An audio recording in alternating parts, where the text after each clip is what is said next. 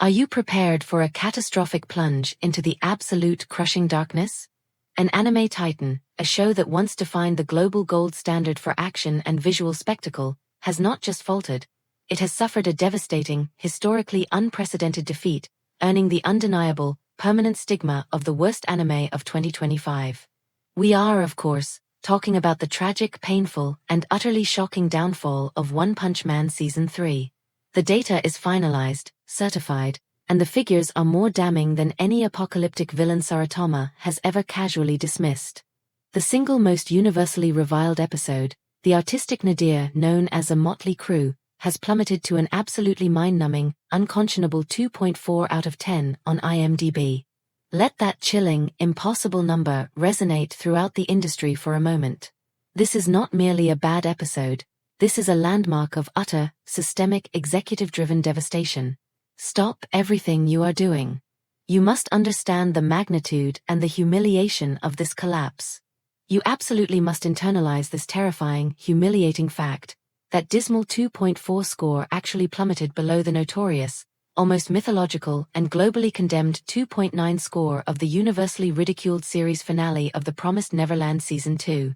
This doesn't represent mere disappointment. It signals an almost deliberate, nuclear-level destruction of brand faith, setting a record of shame that no creative team, no executive, and no studio in their right mind ever wanted to etch into the history books. This is a failure of profound, irreversible consequence. The year 2025 will forever be etched in industry memory as the year of the great visual collapse, the moment quality standards were publicly, definitively proven non-existent. One Punch Man, the once unbeatable action masterpiece, is not just failing to meet the drastically raised bar of fan expectations. It has devolved into, and we must speak this uncomfortable truth, the most grotesque production trainwreck in modern anime history. This is no longer subjective internet negativity or fleeting fan outrage. It is a measurable, verifiable, and objective consensus delivered by hundreds of thousands of furious, emotionally betrayed viewers worldwide.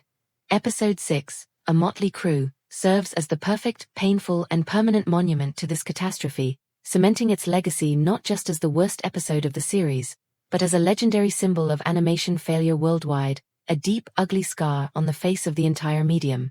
This brutal descent highlights a crucial, existential lesson for the production committees.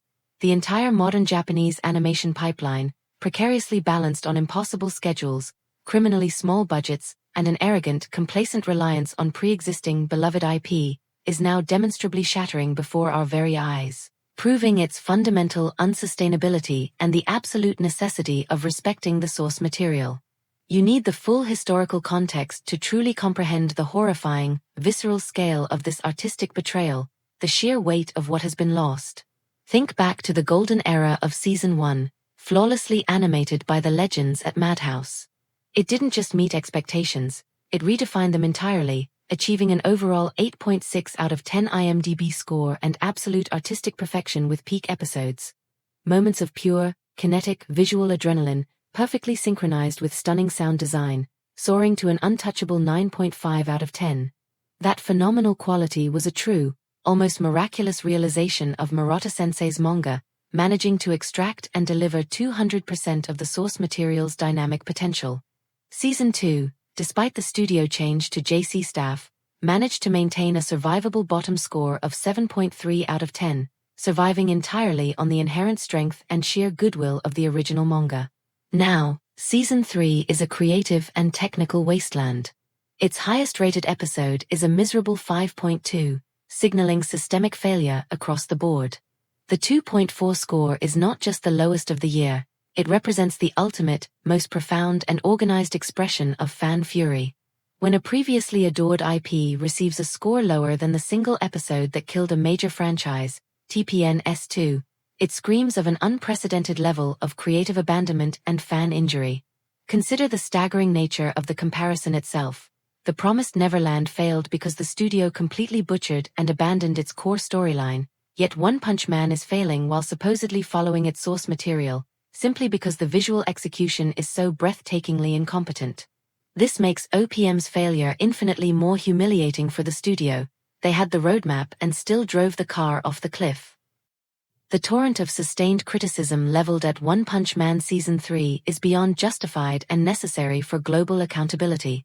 The directorial choices are so laughably poor that the visual presentation in most key scenes is being universally compared to low-budget komishibai, a static, motionless paper drama where the only things moving are the characters' mouths awkwardly flapping.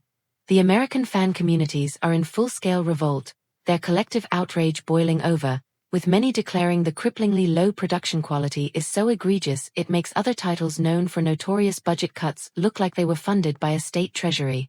One highly viral American comment perfectly crystallized the collective shock and the subsequent despair. This is so functionally disastrous that it actually makes Blue Lock Season 2 look like it was animated by Mappa during the height of the Riz arc. The audacity is astounding. This extreme, shocking drop-off in visual fidelity is more than just poor animation. It is an agonizing, tragic, and unconscionable betrayal for the global community of dedicated manga readers who cherished Murata's detailed line work and dynamic paneling. Thousands of angry international reviewers have specifically highlighted the glacial, soul-crushingly slow pacing of a motley crew. The few attempts at action are insipid, horribly choreographed, and lethargic, completely lacking the satisfying catharsis and visceral impact that defines the series. This extends far beyond just the drawings. The entire presentation is broken, the sound design is widely mocked. Critics have compared the grating, tinny metal-on-metal clang and weak explosions to the cheap, repetitive audio effects of a budget 8-bit video game or a low-quality OVA from 2 decades ago. The sound mix is flat and lifeless, failing to provide the impact crucial for an action show. The color palette is a wash of dull, muted colors, lacking the vibrant contrast and clarity seen in Season 1, leaving the screen looking flat, unappealing, and visually cheap, a fatal mistake when adapting a visually rich manga. The character expression, which Murata-sensei renders with meticulous detail to convey subtle shifts from heroism to boredom, is simplified and replaced by lazy camera slides over static faces, making emotional or tension-filled dialogue scenes, which should be the dramatic peak, feel completely detached and hollow. The critical lack of smear frames and dynamic foreshortening, once hallmarks of OPM, is the final, undeniable proof that the production team lacked the time, budget, or talent required. This failure in sound, visual emphasis, and movement, the very breath and soul of an action anime, chokes the entire episode dead. But the cold, hard, executive-level truth is deeper than just budget. One Punch Man was never a series whose structural integrity could withstand a massive drop in action quality. Its entire artistic DNA is built on overwhelming, breathtaking spectacle, the singular, devastating power of Saritama. The premise absolutely demands a phenomenal visual execution, and the studio delivered the exact opposite. While the script for Season 1 balanced sophisticated satire and humor brilliantly, a motley crew is drowning in a toxic sea of pointless, rambling conversations between B-list heroes arguing over trivial nonsense. This flood of uninteresting, static dialogue is not a creative decision.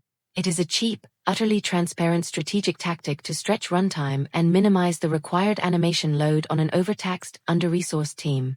The animators consistently resort to low-effort techniques, frequently choosing to pan the camera over high-detail still frames from the manga instead of delivering necessary fluid movement.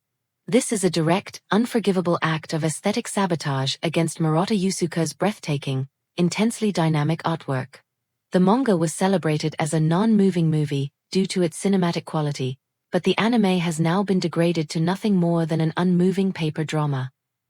The lack of care extends even to the simple act of drawing Saritama's face, which should convey sublime boredom, but now just looks flat, emotionless, and often unfinished, rendering the entire comedic core inert. The global outcry is a unified, desperate chorus of despair. American fan communities are overwhelmed by the sense of loss and rage. Comments like, "Where is the masterpiece Madhouse gave us? We need an emergency season reboot and a formal apology." And Murata-sensei's beautiful, dynamic art is genuinely weeping right now over this travesty, are now the norm. One particularly incisive sentiment from a reviewer went viral, noting, "It being below 2.9 is hilarious, but it's a tragic, absolute joke that this is supposed to be a premier action anime of 2025, and they couldn't even manage the bare minimum. We've been robbed." This historical low rating is being interpreted by fans not just as a failure of budget, but as a profound, stinging rejection of the production committee's planning and J.C.Staff's apparent lack of comprehension, respect, and creative pride in handling such a prestigious IP. The enduring European fan metaphor that has taken hold. This is no longer One Punch Man.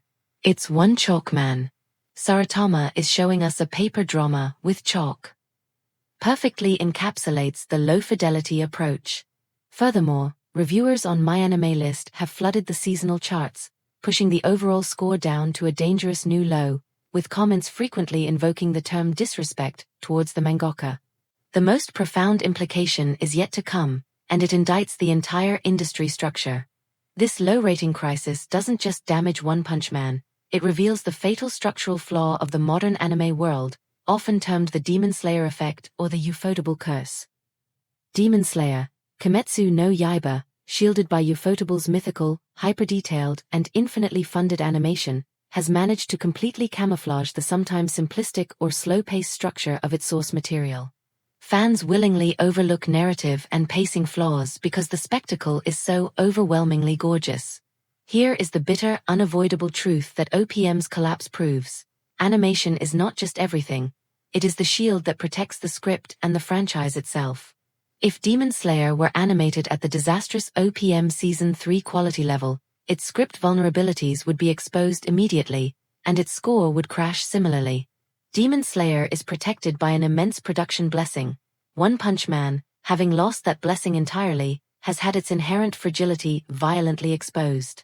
This failure illustrates the bad precedent, where every other low-budget studio is pressured by executives to chase the animation is everything standard set by Demon Slayer, leading inevitably to the creative vessel shattering, as has happened with OPM. This is a deep-seated sickness and a catastrophic misallocation of resources and scheduling in modern Japanese anime production that threatens every major IP. The plunging IMDb score for Episode 6 is a terrifying spectacle. No one knows where the absolute bottom is, and with the season only halfway through, the potential for further record-breaking failures is tragically high.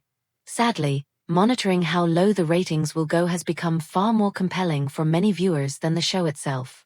The underlying issues, the cripplingly low budget, the terrible pacing derived from poor script choices, and the fundamental animation failures, cannot be fixed mid-season. This agonizingly slow production pace will continue to drag down every single remaining episode. The only flickering hope in the fanbase is that the One Punch Man brand name somehow survives this profound humiliation, allowing a legitimate, top-tier studio with proven experience and pride, like Bones, known for dynamic character action, or, by some miracle of corporate repentance, Madhouse, to return for Season 4. The financial stakes are now astronomical. The global market value of the OPM IP is plummeting with every decimal point drop on IMDb. This failure is a direct, stinging penalty to the production committee's wallets. But this historic failure is a clear, scathing and resounding NO directed at the current production regime, the entire production committee, and the complacent executives who enabled this disaster. We fell in love with a show about an invincible hero delivering exhilarating action and sharp wit. The grim reality is that the invincible hero is currently being defeated by the monster of his own story's utterly inadequate production setup. The 2.4 score is not merely a number, it is the painfully heavy echo of betrayal from a once loyal global fandom. One Punch Man's production failure has systematically shattered the high expectations and dreams of countless viewers, one poorly animated, sluggish scene at a time. The rest of the season is now a morbid curiosity, a countdown to oblivion. This channel is your dedicated source for the now and the next in the anime world, providing analysis that cuts deeper than any superficial review. We deliver granular breakdowns, vital insider analysis of industry choices, and the full spectrum of fan reactions, from passionate love to utter fury, every single day. Join us as we track the final, tragic, and historic fate of this series. Don't miss the continuing story. Hit like if this detailed analysis hit home and resonated with your own disappointment, and subscribe to the channel immediately. Be sure to activate the bell notification so you absolutely do not miss our next shocking update, whether it be a new record low or a deeper industry analysis into the studio's excuses. We are looking forward to reading your furious, passionate comments below. Let's stand together at the moment anime history continues to be written, forever marked by the shame of a 2.4.